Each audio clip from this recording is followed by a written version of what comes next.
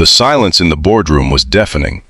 23 pairs of eyes darted between Marcus Chen, single father of two and the company's newest project manager, and Victoria Blackwell, the notoriously ruthless CEO who had just casually remarked that he seemed great in bed during his performance review.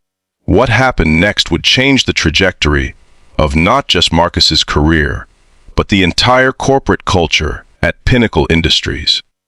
If you're finding yourself holding your breath already, hit that like button and subscribe to catch more stories that explore the raw, uncomfortable moments that define our lives. Your support helps bring these important narratives to light. Marcus hadn't planned on being a single father by 35. He certainly hadn't planned on raising 8-year-old Lily and 6-year-old Noah alone after their mother walked out 3 years ago, claiming family life was suffocating her creativity. He hadn't planned on moving to a new city for this job at Pinnacle Industries either, but the salary was too good to pass up, and his children deserved stability. 6 months into his new position, Marcus had finally found his rhythm. Mornings were a carefully choreographed dance of breakfast preparation, lunch packing, and getting everyone dressed and out the door by 7:30. Evenings were homework supervision, dinner, bath time, and bedtime stories. In between, he gave everything he had to his role at Pinnacle, often working through lunch to ensure he could leave by 5:30 to pick up the kids from after-school care. His colleagues respected his boundaries but knew little about his personal life. Marcus kept things professional, focused on results rather than office politics. His team consistently delivered projects ahead of schedule and under budget. His analytical mind and calm demeanor made him valuable in crisis situations. By all objective measures, he was excelling, which made Victoria Blackwell's comment during his 6-month review all the more jarring. "Your performance metrics are impressive, Marcus," she had said, scanning his file with her piercing blue eyes. "Your team speaks highly of you. Client feedback is stellar." She looked up, her red, painted lips curving into what might have been a smile on anyone else, but on her looked predatory. "You managed to leave by 50-30 every day yet still outperform directors who stay until 9. You must have exceptional stamina. You seem great in bed." The two HR representatives exchanged alarmed glances. The CFO coughed uncomfortably. Victoria's executive assistant stopped typing notes. Marcus felt heat rise from his collar to his hairline. In that moment, he thought of his children waiting for him at home, of the example he wanted to set for them, about standing up for what's right, about dignity and respect. He thought about the single mothers on his team, who had confided in him, about the sexist comments they'd endured over the years. He thought about his own mother, who had raised him to believe that character matters above all else. He took a deep breath and met Victoria's gaze directly. "Ms. Blackwell," he said, his voice quiet but unwavering. "I'm a single father of 2 young children. I leave at 5:30 to pick them up from after-school care. I work efficiently during office hours because my evenings are spent helping with homework, cooking dinner, and reading bedtime stories. My performance reflects dedication to both my job and my family, not my sexual prowess. Your comment is inappropriate and demeaning to both of us. I'd appreciate it if we could focus on my professional contributions rather than making assumptions about my personal life." The silence that followed seemed to stretch for an eternity. 2. Victoria Blackwell had built Pinnacle Industries from the ground up. At 53, she had spent 3 decades fighting her way through a male-dominated industry, enduring countless inappropriate comments, being passed over for promotions, and having her ideas attributed to male colleagues. She had hardened herself, adopted their tactics, convinced that success required becoming the very thing she had once despised. No one had ever called her out directly. Not like this, not with such quiet dignity. Something shifted in her expression. so subtle that only her long-time assistant Diane noticed it, a hairline crack in the armor she'd spent decades constructing. "I apologize, Mr. Chen," she said finally, her voice lacking its usual sharp edge. "You're absolutely right. That was unprofessional and inappropriate. Please accept my sincere apology." The tension in the room didn't immediately dissipate. The HR representatives exchanged glances again, this time a shock. Victoria Blackwell didn't apologize. "Ever, thank you," Marcus said simply. "I appreciate that." The meeting continued, focusing solely on Marcus's professional accomplishments and areas for growth. When it concluded, Victoria asked him to stay behind. The others filed out, casting curious glances over their shoulders. When the door closed, Victoria's carefully maintained facade crumbled slightly. "I've become everything I hated when I started in this business," she said quietly. "I thought I had to be tougher, cruder, more callous than the men to succeed. Somewhere along the way, I lost sight of the kind of leader I wanted to be." Marcus nodded, unsure how to respond to this unexpected vulnerability from the woman known throughout the industry as the Ice Queen. "My father raised me alone after my mother died," she continued. "He never missed a dance recital or parent teacher conference. Despite working 2 jobs, he would be ashamed of who I've become." "It's never too late to change course," Marcus offered. Victoria studied him for a long moment. "No, I suppose it isn't." She straightened her shoulders. "I'd like to implement some changes at Pinnacle. More flexible working arrangements, better parental leave policies, a mentorship program. Would you be willing to head a committee to explore these initiatives?" "I would, but only if it doesn't require staying past 5:30. Marcus replied with the hint of a smile. For the first time in years, Victoria Blackwell laughed genuinely. "Fair enough." Word of the exchange spread through Pinnacle Industries like wildfire. By the end of the week, everyone knew that Marcus Chen had stood up to Victoria Blackwell and not only survived, but somehow earned her respect. The changes came gradually but steadily over the following months. Flexible working hours, remote work options, a daycare facility in the building, expanded parental leave, mandatory sensitivity training for all management. Marcus found himself unexpectedly at the center of a cultural revolution within the company. Other parents, mothers and fathers alike, sought him out, sharing their struggles to balance work and family responsibilities. He became an inadvertent advocate, bringing their concerns directly to Victoria, who, to everyone's ongoing surprise, listened and acted. 6 months after the infamous meeting, Pinnacle Industries was featured in a business magazine as a model for progressive workplace policies. The article highlighted the company's dramatic decrease in turnover and increase in productivity since implementing family-friendly initiatives. The photo accompanying the article showed Victoria and Marcus standing side by side in front of the new on-site daycare facility, both smiling. The caption read, "Pinnacle CEO Victoria Blackwell and Project Director Marcus Chen demonstrate that profitability and family values can coexist in corporate America." On a personal level, the changes transformed Marcus's life. The on-site daycare meant Lily and Noah were just a few floors away. He could have lunch with them on busy days or bring them to his office after school when needed.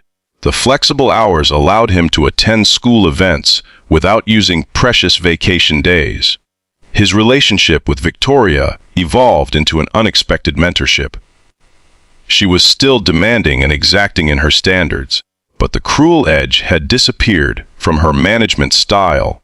She consulted him regularly on initiatives to make Pinnacle more inclusive and supportive of all employees. One evening, as Marcus was packing up to leave, Victoria stopped by his office. "I never properly thanked you," she said, leaning against the doorframe. "For what?" Marcus asked, slipping his laptop into his bag. "For having the courage to speak truth to power. For reminding me of who I wanted to be." She smiled wryly. For not filing a harassment suit that would have been entirely justified. Marcus chuckled. I believe in second chances. My kids have taught me that people can change if given the opportunity. Victoria nodded thoughtfully. How are they adjusting to the new school year? Lily's thriving. Noli's struggling a bit with reading, but we're working on it.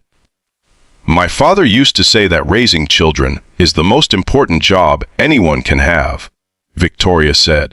I never had children of my own. Career always came first. I don't regret my choices, but I do regret creating an environment where others felt they had to choose. It doesn't have to be either, or, Marcus said, shouldering his bag. That's what we're proving here. Indeed. Victoria straightened. Don't let me keep you. Those children are waiting. As Marcus headed to the elevator, he reflected on how a single moment of courage had cascaded into changes affecting hundreds of lives. He thought about the lesson for his children, that standing up for yourself and others with dignity rather than anger could transform even the most entrenched systems.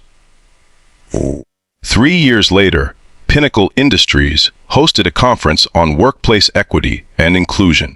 Companies from across the country sent representatives to learn how Pinnacle had increased productivity, decreased turnover, and improved employee satisfaction while maintaining profitability. Victoria, now approaching retirement, introduced Marcus as her successor, the next CEO of Pinnacle Industries. Leadership isn't about intimidation or working the longest hours, she told the audience. It's about integrity, efficiency, and recognizing that our employees are whole people with lives beyond these walls. Marcus Chen reminded me of that when I had forgotten, and Pinnacle is stronger for it. As Marcus took the podium, he saw his children in the front row, now 11 and 9, beaming with pride. Lily gave him a thumbs up while Noah held up a hand, drawn sign that read, Best Dad and Best Boss. 3 years ago, I was faced with a choice. Marcus began. Stay silent in the face of inappropriate behavior, or speak up at the risk of my job. I chose to speak up, not because I was brave, but because I knew my children were watching, even when they weren't in the room. Every choice we make shapes the world they will inherit. He paused, looking out at the audience of business leaders. The most valuable asset in any company isn't its intellectual property or its market share. It's the people who show up every day, bringing their talents and energy to a common purpose. When we recognize their humanity, their roles as parents, caregivers, community members, we don't diminish our businesses. We strengthen them. The applause was thunderous. Later that evening, as Marcus helped Noah with his science project, while Lily practiced her presentation for social studies, his phone pinged with a notification. The video of his speech had gone viral, with comments pouring in from working parents around the world, thanking him for advocating for balance and respect in the workplace. Dade, Lily said, looking up from her notes. Are you famous now? Marcus laughed. Hardly. I just said something that a lot of people needed to hear. Mom called. She continued casually. She saw you on the internet. Marcus paused. Their mother's sporadic communication had become less painful over time, but it still created complicated emotions for all of them. What did she say? He asked carefully. She said she was proud of you, and that she was sorry she missed watching us grow up. Lily shrugged with the remarkable resilience of children. I told her it was okay because you've been enough parent for both of you. Marcus felt his throat tighten. Come here, both of you, he said, opening his arms, as his children nestled against him. He thought about the unexpected journey of the past 3 years. How a moment that could have ended his career instead launched him into a position where he could create meaningful change. How standing up for himself had ultimately meant standing up for families everywhere. I love you guys, he said, kissing the tops of their heads. More than any job or title. We know, Dad. No said matter. of faculty. That's why you're the best. The story of Marcus Chen and Victoria Blackwell became a case study in business schools across the country, not just for the workplace policies they pioneered, but for demonstrating how a single moment of authentic communication could transform a toxic culture. Marcus often reflected on what might have happened if he'd remained silent that day, swallowed the inappropriate comment, and continued the meeting as if nothing had happened. How many other employees would have continued suffering in silence? How many parents would have missed irreplaceable moments with their children? How many companies would have lost valuable talent to burnout and resentment? Sometimes the most powerful thing we can do is simply speak our truth with dignity and compassion. Not in anger, not in retaliation, but in the quiet certainty that we deserve respect, and so does everyone else. As for Victoria, she found unexpected fulfillment in mentoring young women entrepreneurs in her retirement, sharing not just business strategies but hard-earned wisdom about maintaining humanity in the pursuit of success. Her father, she often said, would finally be proud, and Marcus, he continued to leave the office by 50-30 most days, even as CEO, because some priorities never change. 5 years after Marcus became CEO of Pinnacle Industries, the company had become the gold standard for workplace culture in corporate America. Annual turnover had dropped to less than 5%, productivity metrics consistently outpaced industry averages, and the waiting list for open positions stretched into the thousands. But success brought its own challenges. Competitors accused Pinnacle of coddling employees. Shareholders questioned whether the family-friendly policies were sustainable long-term, and Marcus himself struggled with the increasing demands on his time as the company expanded globally. Lily was now 16, navigating the complex world of high school with its social pressures and academic demands. Noah, at 14, had discovered a passion for competitive swimming that required early morning practices and weekend meets. Marcus felt the familiar pull between work and family stretching him thin once again. One evening, as he reviewed quarterly reports in his home office, Lily appeared in the doorway, her expression uncharacteristically serious. "Dad, can we talk?" she asked, twisting a strand of hair around her finger, a nervous habit she'd had since childhood. Marcus immediately closed his laptop. "Of course. What's up?" She sat on the edge of his desk, looking down at her hands.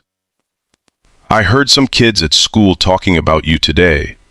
They were watching that old video of your speech, the one that went viral." "Oh," Marcus raised an eyebrow. "Good things or bad things?" "Good things, mostly."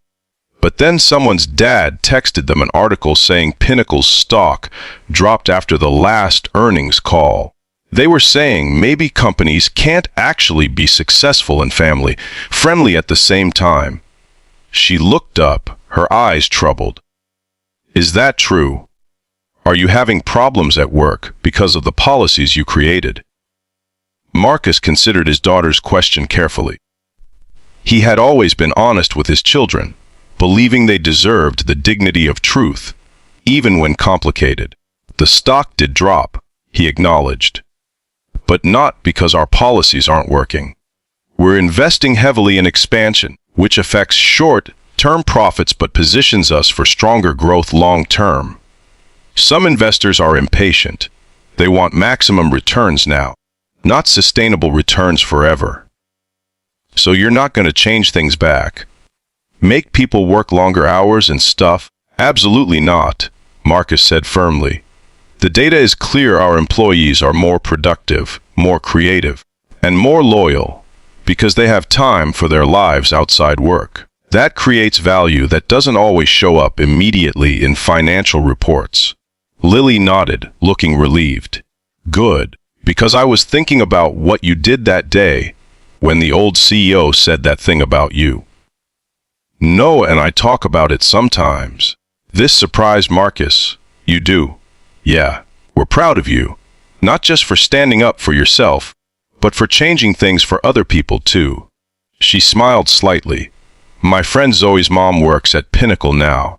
She says before that, she barely saw Zoe because she was always working late. Now she's home for dinner every night. Marcus felt a wave of emotion. That means a lot to me, Lil. I know. She hopped off the desk. Just don't forget to follow your own rules, okay? You've been working a lot of nights lately. The observation hit home. Marcus had indeed been bringing more work home, telling himself it was different because he was physically present in the house. But was he truly present for his children? You're right, he said. I'm overdue for a recalibration. How about a movie night you pick? Lily's face lit up. Really? Even though it's a Wednesday? Especially because it's a Wednesday, Marcus replied, closing his planner. Work will still be there tomorrow. The following week, Marcus called an all-hands meeting at Pinnacle. Employees gathered in the auditorium, speculating about the purpose. Quarterly results had been mixed, and rumors of potential policy changes had begun circulating. Marcus took the stage, surveying the faces before him, from veteran employees who remembered the Victoria Blackwell era to new hires who had joined specifically because of Pinnacle's reputation for work-life balance. I've been thinking a lot about our journey over the past 5 years, he began. About the culture we've built together and the challenges we're facing in the current market. Some of our competitors believe our approach is unsustainable. Some shareholders are questioning our commitment to maximizing profits. A murmur ran through the crowd. Marcus held up his hand. I want to be transparent with all of you. Last quarter's results fell short of projections. Our stock price has declined 12% since January, and I've been asked by certain board members to consider adjustments to our workplace policies. The tension in the room was palpable. Marcus could see the concern on people's faces. Parents who had structured their lives around predictable hours, caregivers who depended on flexible schedules, employees who had turned down higher-paying jobs elsewhere because of Pinnacle's culture. After careful consideration, Marcus continued, I've decided that we need to make some changes. The collective intake of breath was audible. Starting next month, all executive team members, myself included, will be required to leave the office by 6 p.m. daily. Any work beyond that must be justified in writing and approved in advance. Additionally, we're implementing a new policy prohibiting emails or calls between 8 p.m. and 7 a.m. unless there's a genuine emergency. Confused looks gave way to tentative smiles as people realized the direction of his announcement. Furthermore, we're expanding our sabbatical program to allow every employee a paid month off after 5 years of service, in addition to regular vacation time. And we're doubling our education reimbursement fund to support your growth and development. The applause started slowly, then built to a thunderous ovation. Marcus waited for it to subside before continuing. I know, that our greatest competitive advantage is you. Not just your skills or experience, but your whole selves. Your creativity that comes from having time to explore interests outside work. Your energy that comes from restful evenings with loved ones. Your loyalty that comes from feeling valued as complete human beings. He paused, looking out at the sea of faces. 5 years ago, I took a stand in a boardroom because I believed we shouldn't have to choose between being good at our jobs and being present in our lives. Today, I'm doubling down on that belief, not despite our challenges, but because of them. In uncertain times, we need more humanity in business, not less. The standing ovation lasted nearly 5 minutes. 2. The media response was immediate and polarized. Business publications debated whether Marcus was a visionary leader or a naive idealist. Financial analysts questioned the fiscal responsibility of expanding benefits during a market downturn. Human resource experts hailed Pinnacle as revolutionary. 3 months later, When quarterly results showed a surprising uptick in productivity and sales, the conversation shifted. 6 months later, when Pinnacle unveiled a groundbreaking new product line, developed by teams, working under the new policies, the stock price rebounded to an all-time high. Victoria Blackwell, now in her late 50s and running a successful foundation supporting women in business, called Marcus the day the stock hit its peak. "Congratulations," she said when he answered. "I hear the shareholders who wanted my old school approach back are suddenly very quiet." Marcus laughed. "Amazing how data can change perspectives." "It's not just the data," Victoria replied. "It's your conviction. You never wavered, even when it would have been easier to compromise." "I learned from the best," Marcus said. "You taught me that true leadership means having the courage to change course when necessary. Flattery will get you everywhere." "Chen," Victoria chuckled. "How are those children of yours?" "Hardly children anymore. Lily's researching colleges. Noah's breaking swimming records. They're remarkable people." "Because they had a remarkable father," Victoria said softly. "I've been thinking about that day, when you called me out. It was the first time in decades anyone had spoken to me with such dignity. Not anger, not manipulation, just truth. It changed me. It changed all of us," Marcus replied. After they hung up, Marcus sat at his desk, reflecting on the unexpected journey that had brought him here. From that tense boardroom moment to leading a company transforming workplace culture across industries. From a struggling single dad to the father of 2 thriving teenagers. He opened his desk drawer and pulled out a framed news clipping. The first article about the confrontation, as it had come to be known. The headline read, "CEO's inappropriate comment met with dignity. How one father changed corporate America." He had kept it as a reminder that speaking truth to power wasn't about grand gestures or perfect eloquence. It was about quiet dignity, about knowing your worth and standing firm in your values. 10 years after that fateful meeting, Marcus stood on a different stage, the high school auditorium where Lily was graduating as valedictorian. Noah sat beside him, now a tall, confident young man with college swimming scholarships awaiting him the following year. As Lily approached the podium to deliver her speech, Marcus felt a surge of pride so intense it brought tears to his eyes. "When I was 8 years old," Lily began, "my father taught me the most important lesson of my life, not through words but through actions."